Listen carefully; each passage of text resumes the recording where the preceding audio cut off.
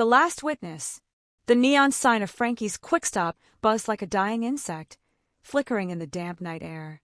Andre Simmons stood beneath it, his breath steady, his hands shoved deep into the pockets of his olive-green jacket, the same one he'd worn home from Afghanistan 2 years ago. It still smelled like dust and gunpowder, no matter how many times he washed it. He wasn't supposed to be here. Not this late. But the nightmares had come again, the ones where the IED blast replayed in slow motion, where the screams of his squad mates looped endlessly in his skull. Sleep was a battlefield he kept losing, so instead he walked.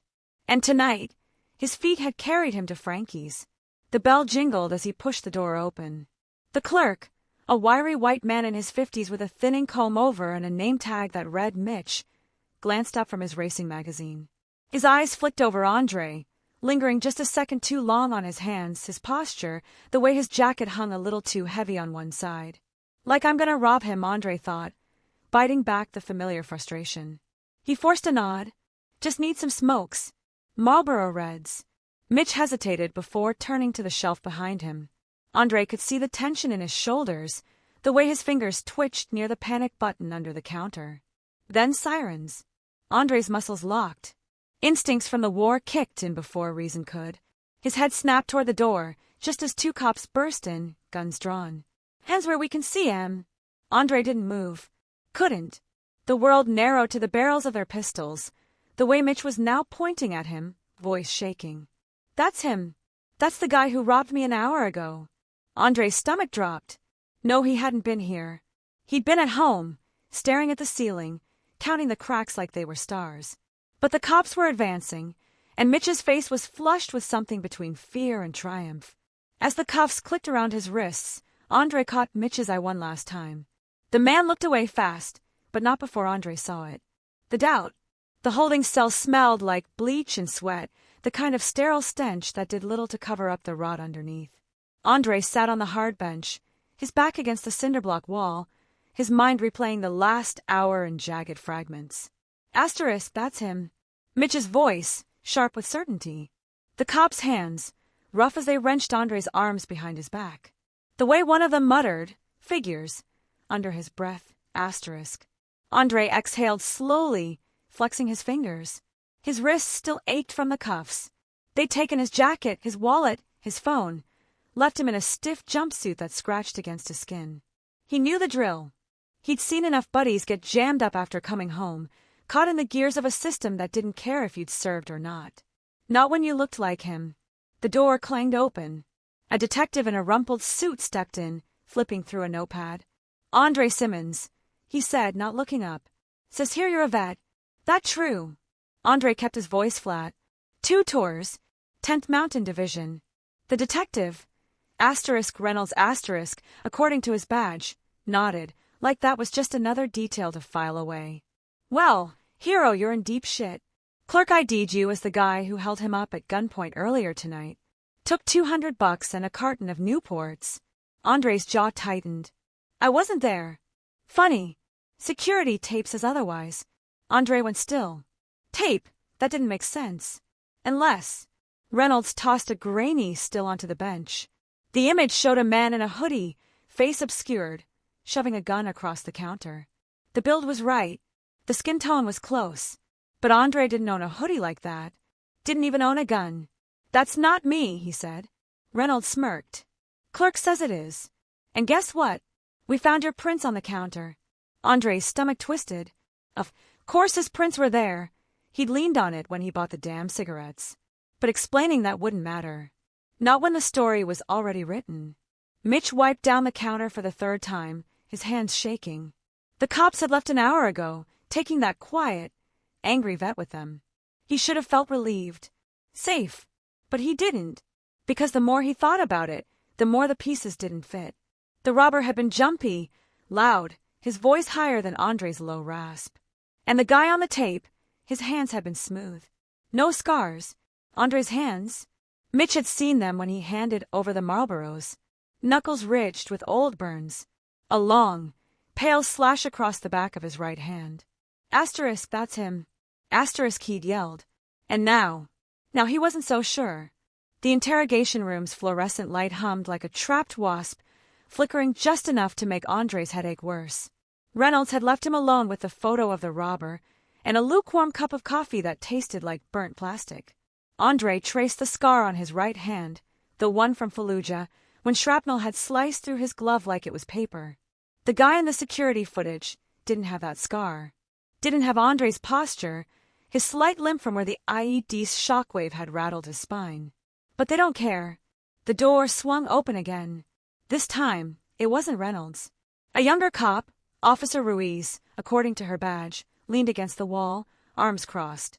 She studied him for a long moment before speaking. "You know what's funny?" she said. "The guy in that footage, he used a revolver. Clerk said it was a Glock when he first called it in." Andre's pulse jumped. "So he's lying. Or mistaken." Ruiz shrugged. "Problem is, mistaken or not, his statement's what the DA's running with. Unless something changes." Andre met her gaze. "You telling me this 'cause you think I'm innocent, or 'cause you're fishing?" She didn't answer, just pushed off the wall and dropped a file on the table. Inside was Mitch's original 911 call transcript. "White male, mid-20s," Mitch had said. "Red hoodie, skinny." Voice sounded cracked, like he was hoarse. Andre wasn't white, wasn't in his 20s, and his voice, deep, steady. Even now, Ruiz tapped the paper. "Clerk changed his description after you walked in. Funny how that works." Mitch stared at his own reflection in the security monitor's dead screen. The guilt was a live wire in his chest. He'd known the second the words left his mouth that he'd made a mistake. But fear had a way of rewriting memory. Fear of the cops rolling their eyes at another, unreliable witness. Fear of being wrong. Fear of the way Andre had looked at him like he'd expected this all along. He pulled up the footage again. Paused it. The robber's sleeve had ridden up when he reached for the cash. No scar. But that wasn't what made Mitch's breath catch. It was the tattoo. A blurry smudge on the robber's wrist. A spiderweb. Andre didn't have tattoos. Mitch was sure of it. His hands shook as he reached for the phone. The precinct phone rang with the sharp insistence of a fire alarm. Officer Ruiz picked up on the second ring, her posture stiffening as the voice on the other end stumbled over itself. I need to talk to whoever's handling the Quickstop robbery case," Mitch stammered. Asterisk, "I think I made a mistake." Asterisk. Across the room, Andre sat motionless in the interrogation chair, his cuffed wrists resting on the cold metal table. He didn't look up when Ruiz entered, but he caught the shift in her tone, the careful neutrality of someone holding back a revelation. "Mr. Simmons," she said slowly, "the clerk just called. He's on his way down here." Andre's fingers twitched. A mistake. That's all it ever took. One moment of fear, one snap judgment, and a man's life could unravel. He'd seen it in Afghanistan, when a nervous private mistook a shepherd's crook for a rifle. He'd seen it in the way his own squad mates had been eyed in airports, their uniforms doing little to shield them from suspicion. And now here, 20 minutes later, Mitch sat across from Reynolds, his face ashen under the precinct's unforgiving lights. "I was scared," he admitted, voice cracking. Asterisk, when the cops came in, and he was just standing there, I don't know what I thought. But it wasn't him. Asterisk. Reynolds sighed, rubbing his temples. Asterisk, you swore it was. You picked him out of a lineup. Asterisk. Mitch's hands clenched. Asterisk, look at the tape again. The guy who robbed me had a tattoo. A spiderweb on his wrist. Simmons doesn't have that. And, asterisk, he swallowed. Asterisk, and I lied about the gun. I didn't get a good look. I just said what I thought you wanted to hear. Asterisk.